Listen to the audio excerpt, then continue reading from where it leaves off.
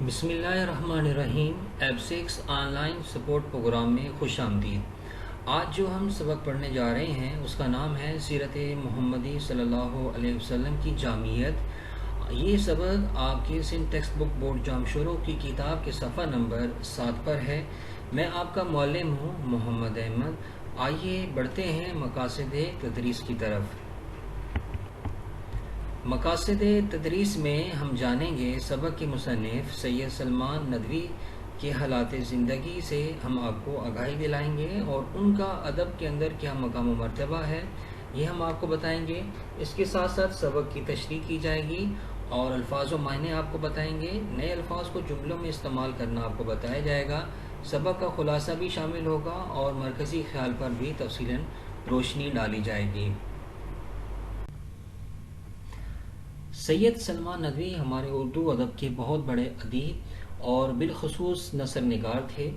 علامہ شبلی نعمانی کے آپ شاگرد رشید تھے اور سید سلمان ندوی صاحب نے جو علامہ شبلی نعمانی کی تفاسیر جو تھی جو کہ آپ لکھ رہے تھے، علامہ شبلی نعمانی اس دوران آپ کا انتقال ہو گیا، تو علامہ شبلی نعمانی نے چھ میں سے 2 جلدیں جو ہے وہ علامہ شبلی نعمانی صاحب نے لکھی تھیں اور باقی جو جلدیں تھیں وہ سید سلمان ندوی صاحب نے لکھی تھیں اور آپ کا انتقال کراچی کے اندر ہوا تھا۔ سید سلمان ندوی صاحب کا یہ سبق پڑھتے ہیں۔ خدا کی محبت کا اہل اور اس کے پیار کا مستحق بننے کے لیے ہر مذہب نے ایک ہی تدبیر بتائی ہے اور وہ یہ کہ اس مذہب کے شارع اور طریقے کے بانی نے جو عمدہ نصیحتیں کی ہیں ان پر عمل کیا جائے، لیکن اسلام نے اس سے بہتر تدبیر اختیار کی ہے۔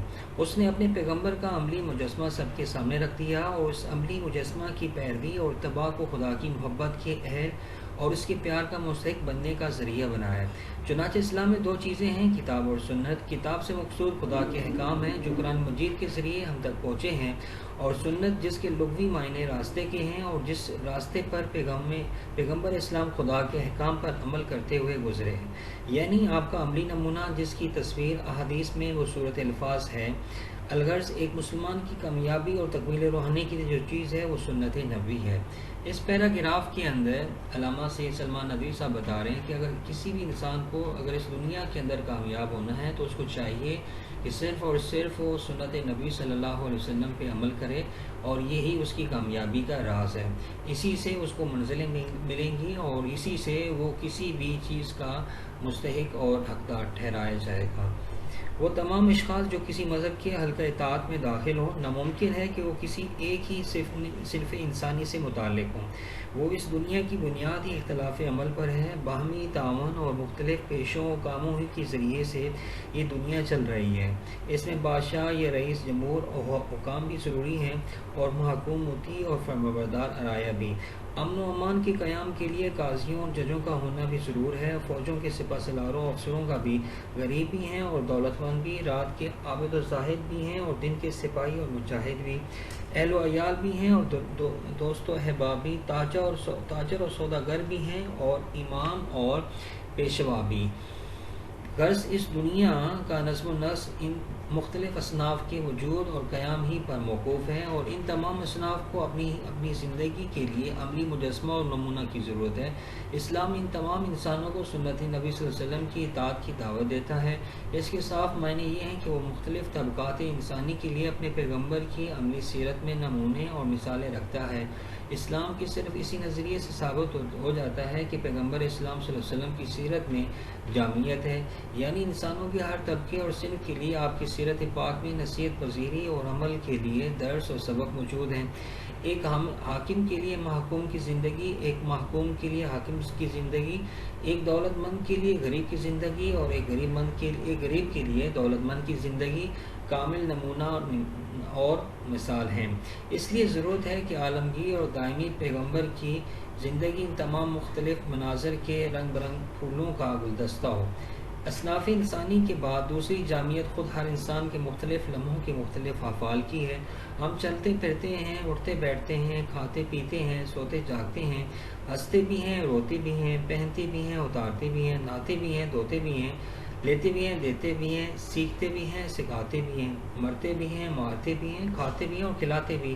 احسان لیتے بھی ہیں اور کرتے بھی، اپنی جان دیتے بھی ہیں اور بچاتے بھی، عبادت و دعا بھی کرتے ہیں اور کاروبار بھی، مہمان بھی بنتے ہیں اور میزبان بھی۔ ہم ان کو تمام امور کی مختلف جو ہمارے مختلف افعال جسمانی سے تعلق رکھتے ہیں عملی نمونوں کی ضرورت ہے، جو ہم کو ہر حال نئی حالت کے پیش آنے میں ایک نئی ہدایت کا سبق اور ایک نئی رہنمائی کا درس دیں۔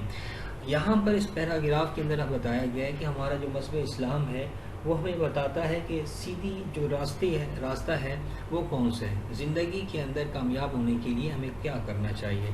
غرض ایک ایسی شخصی زندگی جو ہر طائفہ انسانی اور ہر حالت انسانی کے مختلف مظاہر اور ہر قسم کے صحیح جذبات اور کامل اخلاق کا مجموع ہو، صرف محمد صلی اللہ علیہ وسلم کی سیرت ہے۔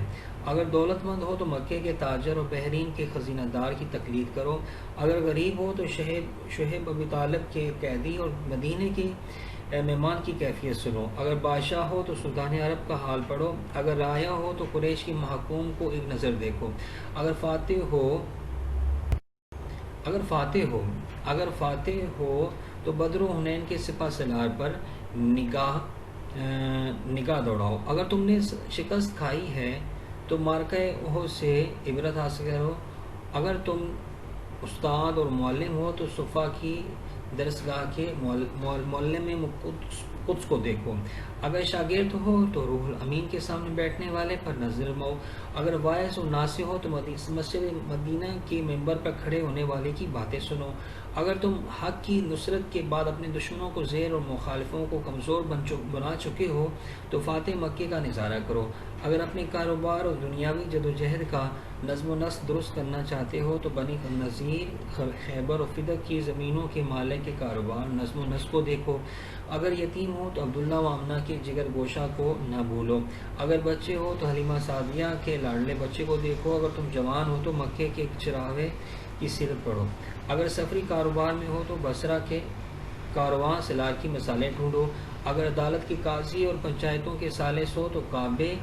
میں نور آفتاب سے پہلے داخل ہونے والے ثالث کو دیکھو جو حجر اسود کو کعبے کے گوشے میں کھڑا کر رہا ہے، مدینے میں کچی مسجد کے صحن میں بیٹھنے والے منصف کو دیکھو جس کی نظر انصاف میں شاہ و گدا و امیر و غریب برابر ہے۔ اب اس کے اندر آپ دیکھیں تو یہاں پر کیا بات کی گئی ہے، یہاں پر صرف اور صرف یہ بتایا گیا ہے کہ نبی کریم صلی اللہ علیہ وسلم کی ذات اقدس کو آپ نے دیکھنا ہے، اور اگر ان کو دیکھو گے تو آپ کیا ہوگے، کامیاب و کامران ہوگے، اور یہی آپ کو کامیابی و کامرانی بہت آگے تک لے کے جائے گی۔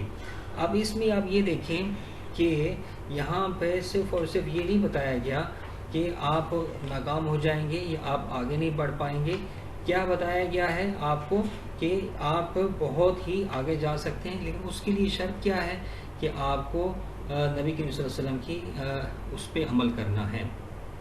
اچھا جی، آگے دیکھیے بیٹا، آگے یہ بتایا گیا ہے کہ عدی بن حاتم قبیلہ طے کے رئیس مشہور حاتم طائی کے فرزند تھے اور مضمن عیسائی تھے، وہ حضور صلی اللہ علیہ وسلم کے دربار میں آتے ہیں، صحابہ کی عقیدت مندیوں اور جہادیوں کا سامان دیکھ کر ان کو اس قبیلے میں دقت ہوتی ہے کہ محمد صلی اللہ علیہ وسلم بادشاہ ہیں یا پیغمبر۔ دفتر مدینے کی غریب لونڈی آ کر کھڑی ہوتی ہے اور کہتی ہے کہ حضور صلی اللہ علیہ وسلم جو کچھ عرض کرنا ہے فرماتے ہیں، دیکھو مدینے کی جس گلی میں کہو میں تمہاری باتیں سن سکتا ہوں، یہ کہہ کر اٹھ کھڑی ہوتے ہیں اور اس کی حاجت پوری کر دیتے ہیں۔ اس ظاہری جاہ و جلال کے پردے میں یہ اسی اخساری تواضع دے کر عدی کی آنکھوں کے سامنے سے پردہ ہٹ جاتا ہے اور دل میں فیصلہ کر لیتے ہیں کہ یقیناً پیغمبرانہ شان ہے۔ وہ فوراً گلے سے سلیب اتارتے ہیں اور محمد صلی اللہ علیہ وسلم کا حلقہ اطاعت اپنی گردن میں ڈال لیتے ہیں۔ اب وہ ذرا عرب کے اس امی معلم کی درسگاہوں کا مطالعہ کریں، یہ کون طالب علم ہے؟ یہ ابو بکر، علی و عثمان، طلحہ و زبیر رضی اللہ تعالیٰ عنہم مکے کے قریشی طالب علم ہیں۔ یہ کون ہیں؟ یہ ابو ذر اور انس ہیں، یہ مکہ سے باہر تہامہ کے غفاری قبیلے کے ہیں۔ یہ کون ہیں؟ یہ ابو ہریرہ اور طفیل ابن عمرو ہیں، یمن سے آئے ہیں اور وادی دوسری قبیلہ کے ہیں۔ یہ کون ہیں؟ یہ ابو موسیٰ اشعری اور معاذ بن جبل ہیں، یہ بھی یمن سے آئے ہیں اور دوسرے قبیلوں کے ہیں۔ یہ کون ہیں؟ یہ سماد بن فعیلہ ہیں، قبیلہ عزو کے ہیں۔ یہ کون ہیں؟ یہ خباب بن الحارث تمیم کے ہیں، یہ منعقدہ بن حبان اور منذر بن عائد ہیں، ابو القیس کے قبیلے کے ہیں اور بحرین سے آئے ہیں۔ یہ عبیدہ اور جعفر عمان کے رئیس ہیں۔ یہ فروا ہیں، یہ معاون یعنی حدود شام کے رہنے والے ہیں۔ یہ کالے کالے کون ہیں؟ یہ بلال ہیں، ملک حبش والے ہیں۔ یہ کون ہیں؟ یہ صہیب رومی کہلاتے ہیں۔ یہ کون ہیں؟ یہ ایران کے سلمان فارسی ہیں۔ یہ فیروز ویلمی ہیں۔ یہ زوید اور مرکبوت ہیں، نسلاً ایرانی ہیں۔ یہاں پہ یہ دیکھیں آپ کہ مختلف جو اشخاص تھے جو نبی صلی اللہ علیہ وسلم کی بارگاہ اقدس میں حاضر ہوتے تھے، وہ مختلف قبائل کے تھے، لیکن اس کے باوجود بھی آپ صلی اللہ علیہ وسلم سے محبت کرتے تھے، اور یہی محبت تھی کہ انہوں نے بعد میں اس دنیا کے اوپر حکمرانی کی، کیونکہ نبی صلی اللہ علیہ وسلم کی جو محبت تھی، جو چاہت تھی، جو آپ کے درس کے اندر بیٹھتے تھے، وہ بہت ہی آگے گئے۔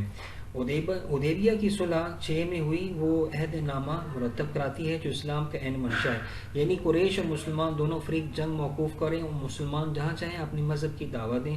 اس دل خواہ کامیابی کے بعد پیغمبر اسلام علیہ السلام نے کیا کیا؟ اس سال 6 ہجری میں تمام قوموں کے سلاطین و عمراء کے نام دعوت اسلام کے خطوط بھیجے اور ان کو خدا کا پیغام پہنچایا۔ دہیہ کلبی ہرقل کیسر روم کی بارگاہ میں، عبداللہ ابن حذاف سہمی خسرو پرویش شاہ ایران کے دربار میں، حاتم بن مقوقس عزیز سے مصر کے یہاں، عمرو بن امیہ حبش کے بادشاہ نجاشی کے پاس، شجاع بن وہب الاسدی شام کے رئیس، حارث زوسانی اور سلیط بن عمرو رئیس یمامہ کے درباروں میں پیغام اسلام کے خطوط لے کر جاتے ہیں کہ محمد صلی اللہ علیہ وسلم کی درسگاہ میں داخلے کا اذن عام ہے۔ اچھا جی آگے دیکھیے۔ اچھا یہاں پہ آپ کو کیا معلوم ہوتا ہے کہ مختلف جو آپ کے صحابہ تھے وہ بادشاہوں کے پاس گئے آپ کے خطوط لے کر کہ نبی کریم صلی اللہ علیہ وسلم کی بارگاہ کے اندر آپ آ جائیں اور مانیں۔ ابھی بھی وقت ہے کہ آپ کو نبی کریم صلی اللہ علیہ وسلم کی بارگاہ کے اندر آپ آئیں گے تو کبھی بھی ناکام نہیں ہوں گے۔ دیکھیے جی اب آگے۔ اچھا جی تو دوستو، اگر تم مطالعہ فطرت کے بعد یقین رکھتے ہو کہ دنیا انسانی مزاجوں اور انسانی صلاحیتوں اور استعدادوں کے اختلاف کا نام ہے، تو یقین کرو محمد صلی اللہ علیہ وسلم کی جامع شخصیت کے سوا اس کا کوئی آخری اور دائمی اور عالمگیر رہنما نہیں ہو سکتا۔ اس لیے آپ فرمایا ان کنتم تحبون اللہ فاتبعونی یحببکم اللہ، اگر تم اللہ سے محبت کرتے ہو تو میری اتباع کرو، اللہ بھی تم سے محبت کرے گا۔ اگر تم بادشاہ ہو تو میری پیروی کرو، اگر تم رعایا ہو تو میری پیروی کرو، اگر تم سپہ سالار ہو تو سپاہی ہو تو میری پیروی کرو، اگر تم استاد اور معلم ہو تو میری پیروی کرو، اگر دولت مند ہو تو میری پیروی کرو، اگر غریب ہو تو میری پیروی کرو، اگر بے کس اور مظلوم ہو تو میری پیروی کرو، اگر تم خدا کے عابد ہو تو میری پیروی کرو، اگر قوم کی خادم ہو تو میری پیروی کرو، غرض جس نیک راہ پر بھی ہو، جس کے لیے بلند سے بلند اور عمدہ سے عمدہ نمونہ چاہتے ہو تو میری پیروی کرو۔ اللہم صلی علیہ وسلم وعلی آلہ وصحابہ اجمعین۔ یہ دیکھیے بیٹا، اس کے اندر آپ کو آخر میں کیا بتایا گیا کہ نبی کریم صلی اللہ علیہ وسلم کی زندگی ہمارے لیے ہی اسوہ حسنہ ہے، یعنی آپ کی زندگی پر چل کر ہم کامیاب و کامران ہو سکتے ہیں۔ اچھا تو یہ تھا بیٹا آپ کا جو سبق تھا جو آپ نے پڑھا، اس کے اندر آپ نے کیا جانا ہے۔ اب آپ نے کیا کرنا ہے، گھر کا جو کام ہے سیرت محمد صلی اللہ علیہ وسلم کی جامعیت کا خلاصہ وہ آپ لکھیے اپنے الفاظ میں جو آپ لکھ سکتے ہیں، اور اس کا مرکزی خیال رکھیں کہ اس کے اندر کیا ہے جو آپ سمجھتے ہیں، اور مذکورہ سبق میں جو نئے الفاظ آئے ہیں ان کو آپ جملوں میں استعمال کیجئے، اور صفحہ نمبر 6 پر جو موجود مشقی سوالات ہیں جو آپ دیکھیے آخر میں جو مشقی سوالات ہیں اس میں سے کوئی سے بھی آپ 3 سوالات کے جوابات لکھیں۔